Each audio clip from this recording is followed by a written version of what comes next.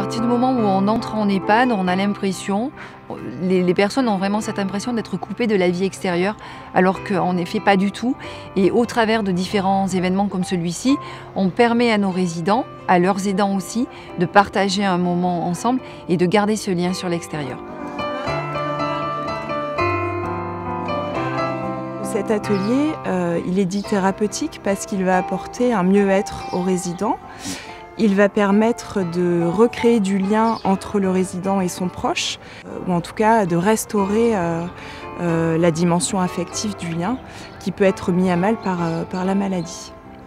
Un moment très agréable d'échange, puis on voit la joie, le bonheur, ça permet de se retrouver. Un merveilleux moment. Voilà. On a 7 séances et 8 avec le concert. Qu'on appelle la séance de restitution. Ça va être un gros moment, le concert est jeudi, donc dans 4 jours.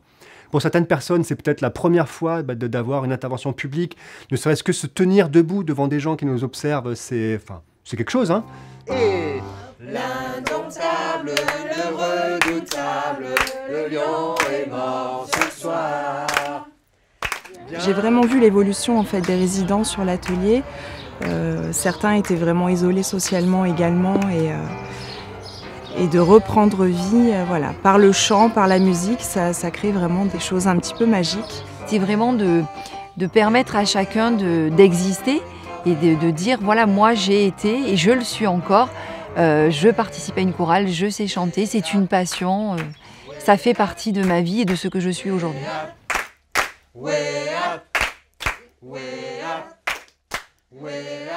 Nous essayons que chaque résident puisse garder son identité et ainsi leur proposer des choses qui leur sont le plus adaptées afin de maintenir son autonomie qui est précieuse. Et là, nous en avons un bel exemple avec M. Bettiangelo qui est un passionné du jardinage, des poules, de la nature. En fait, il adore la nature. Voilà. Alors, voilà, messieurs, dames, ça c'est des salades qui sont prêtes à manger. Je les ramasse, je garde les mauvais pour les poules et les bons c'est pour les manger. Il n'y a rien qui est gaspillé.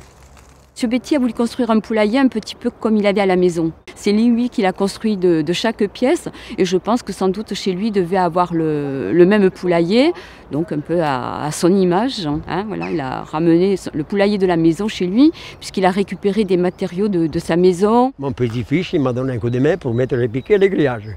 Les restes, je me suis amusé lentement, journalement, moi-même. Et pour la petite anecdote, son poulailler a tellement donné d'envie aux gens de la mairie, ils ont construit eux aussi leur poulailler. Sauf que, comme me dit M. Betty, moi j'étais seule à le construire, eux ils ont été une dizaine à construire le leur.